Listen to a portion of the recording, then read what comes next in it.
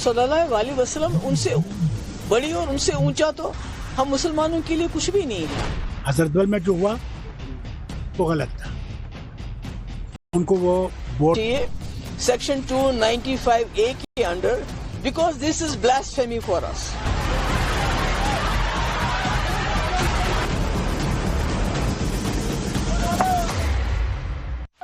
क्या हजरत बल दरगाह में शिलापट पर राष्ट्रीय प्रतीक अशोक स्तंभ लगाना ईश निंदा है? आर्टिकल 370 हटने के बाद भी हजरत बल दरगाह में राष्ट्रीय प्रतीक का अपमान संजोग है या प्रयोग? क्या राष्ट्रीय प्रतीकों को ब्लास्फेमी यानी ईश निंदा बताकर कश्मीर के नेता स्तंभ तोड़ने वालों के खिलाफ NSA लगाने की मांग हो रही, राष्ट्रद्रोह का मुकदमा चलाने की डिमांड हो रही? तब PDP के अध्यक्ष महबूबा मुफ्ती ने अशोक स्तंभ को शिलापट में लगाए जाने को ईश निंदा से जोड़ दिया और वक्फ बोर्ड के खिलाफ ही कार्रवाई की मांग कर दी। तर्क ये दिया कि इबादत गाह में बुत परस्ती एक ईश्वरवाद के इस्लामिक सिद्धांत के खिलाफ है। शरीयत का हवाला देकर महबूबा एक तरफ मजहबी भावनाओं को भड़काती दिखी तो दूसरी ओर कश्मीरियों के टॉर्चर की आशंका जताते हुए विक्टिम कार्ड भी खेलती रही। मुझे लगता है कि ये कहना कि भाई इनको पब्लिक सेफ्टी एक्ट के अंदर बंद करना चाहिए, टेररिस्ट हैं, मैं तो कहती हूँ उनके खिलाफ एक्शन होना चाहिए सेक्शन 295A के under, because this is blasphemy for us. जो ब्लास्फेमी की सजा है जब आप कहीं किसी ऐसी कोई हरकत करते हो जिससे किसी भी मजहब के लोगों के जज्बात जख्मी हो जाएं, मजरूह हो जाएं, तो वहां पर ये एक्ट लगता है और इसमें कार्रवाई होनी चाहिए।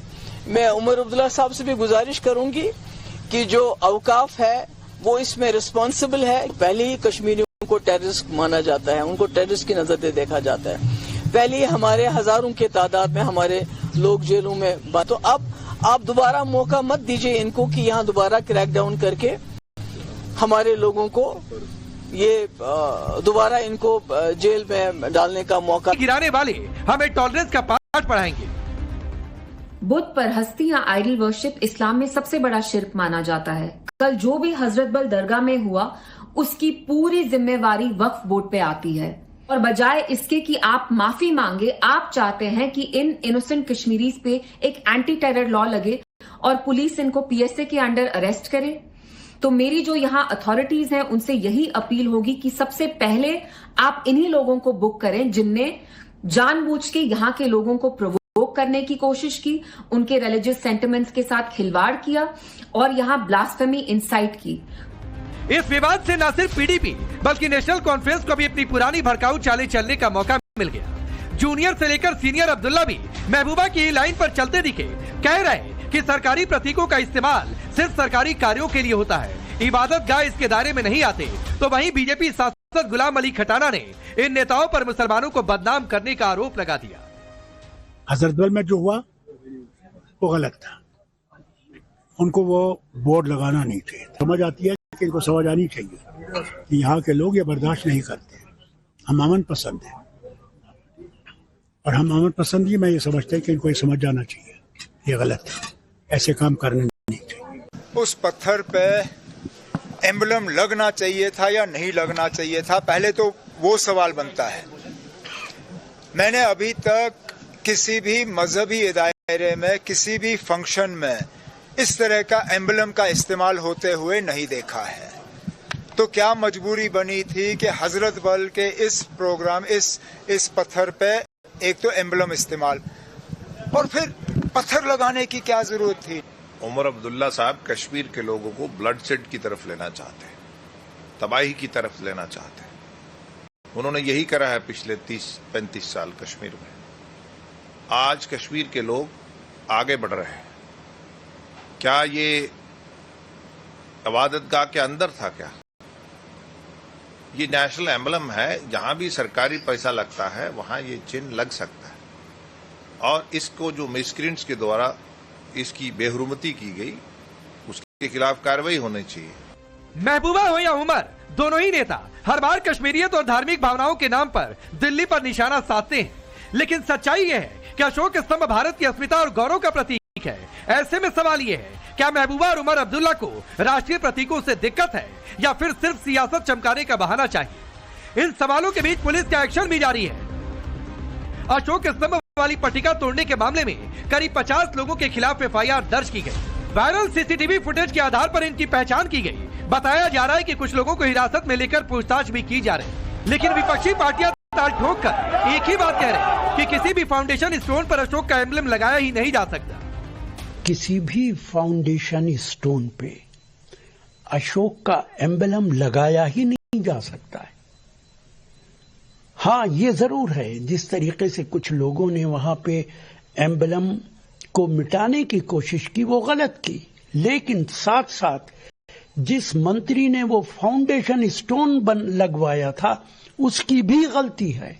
जिम्मेदार वो है कि उसने अपने फाउंडेशन स्टोन पे क्यों एम्बलम लगाया। प्रधानमंत्री के फाउंडेशन स्टोन पे मैंने नहीं देखा है, मुख्यमंत्रियों के फाउंडेशन स्टोन पे नहीं लगता। राष्ट्रीय प्रतीक के अपमान के मुद्दे पर बिहार की सियासत भी गरमाई है। तेजस्वी कौन क्या कह रहा है नहीं कर रहा है, जिसने किया है उस पर कार्रवाई होनी चाहिए। इसमें आरजेडी और कांग्रेस का क्या लेना देना।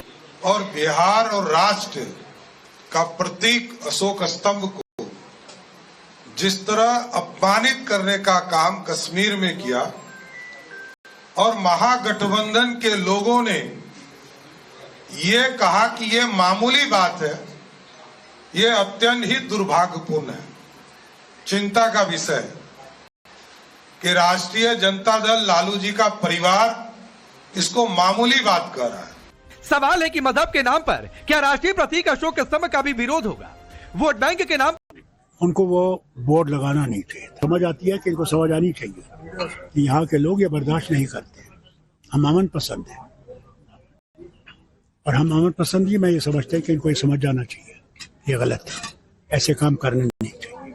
उस पत्थर पे एम्बलम लगना चाहिए था या नहीं लगना चाहिए था, पहले तो वो सवाल बनता है।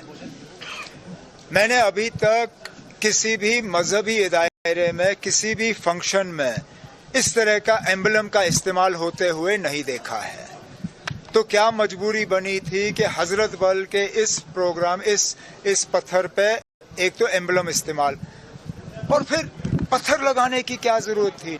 उमर अब्दुल्ला साहब कश्मीर के लोगों को ब्लडशेड की तरफ लेना चाहते हैं, तबाही की तरफ लेना चाहते हैं। उन्होंने यही करा है पिछले 30-35 साल कश्मीर में। आज कश्मीर के लोग आगे बढ़ रहे हैं। क्या ये इबादतगाह के अंदर था क्या? ये नेशनल एम्बलम है, जहां भी सरकारी पैसा लगता है वहां ये चिन्ह लग सकता है और इसको जो मिसक्रींट्स के द्वारा इसकी बेहुरमती की गई उसके खिलाफ कार्रवाई होनी चाहिए। महबूबा हो या उमर, दोनों ही नेता हर बार कश्मीरियत और धार्मिक भावनाओं के नाम पर दिल्ली पर निशाना साधते हैं, लेकिन सच्चाई यह है कि अशोक स्तंभ भारत की अस्मिता और गौरव का प्रतीक है। ऐसे में सवाल ये है, क्या महबूबा और उमर अब्दुल्ला को राष्ट्रीय प्रतीकों से दिक्कत है या फिर सिर्फ सियासत चमकाने का बहाना चाहिए? इन सवालों के बीच पुलिस का एक्शन भी जारी है। अशोक स्तंभ वाली पट्टिका तोड़ने के मामले में करीब 50 लोगों के खिलाफ एफआईआर दर्ज की गई। वायरल सीसीटीवी फुटेज के आधार पर इनकी पहचान की गई। बताया जा रहा है कि कुछ लोगों को हिरासत में लेकर पूछताछ भी की जा रही है, लेकिन विपक्षी पार्टियां ताल ठोक कर एक ही बात कह रहे हैं कि किसी भी फाउंडेशन स्टोन पर अशोक का एम्बलम लगाया ही नहीं जा सकता। किसी भी फाउंडेशन स्टोन पे अशोक का एम्बलम लगाया ही नहीं जा सकता है। हाँ, ये जरूर है जिस तरीके से कुछ लोगों ने वहां पे एम्बलम को मिटाने की कोशिश की वो गलत की, लेकिन साथ साथ जिस मंत्री ने वो फाउंडेशन स्टोन लगवाया था उसकी भी गलती है। जिम्मेदार वो है कि उसने अपने फाउंडेशन स्टोन पे क्यों एम्बलम लगाया। प्रधानमंत्री के फाउंडेशन स्टोन पे मैंने नहीं देखा है, मुख्यमंत्रियों के फाउंडेशन स्टोन पे नहीं लगता। राष्ट्रीय कौन क्या कह रहा है नहीं कर रहा है, जिसने किया है उस पर कार्रवाई होनी चाहिए। इसमें आरजेडी और कांग्रेस का क्या लेना देना। और बिहार और राष्ट्र का प्रतीक अशोक स्तंभ को जिस तरह अपमानित करने का काम कश्मीर में किया और महागठबंधन के लोगों ने ये कहा कि ये मामूली बात है, ये अत्यंत ही दुर्भाग्यपूर्ण है। चिंता का विषय है कि राष्ट्रीय जनता दल लालू जी का परिवार इसको मामूली बात कर रहा है। सवाल है कि मजहब के नाम पर क्या राष्ट्रीय प्रतीक अशोक स्तंभ का भी विरोध होगा? वोट बैंक के नाम पर राष्ट्रीय प्रतीकों के अपमान वाली सियासत क्यों? क्या धार्मिक भावनाओं की आड़ में राष्ट्रीय प्रतीक का अपमान जायज ठहराया जा सकता है? सबसे बड़ा सवाल कि वोट बैंक के लिए राष्ट्रीय प्रतीक को मूर्ति बता देना और मूर्ति पूजा बताकर इसे तोड़ देना क्या संविधान का अपमान नहीं? Bureau report, times now Bharat. अपनी रिपोर्ट देखिए, आपका परिचय मैं आज के मेहमानों से करवाता हूं। हमारे साथ शिवम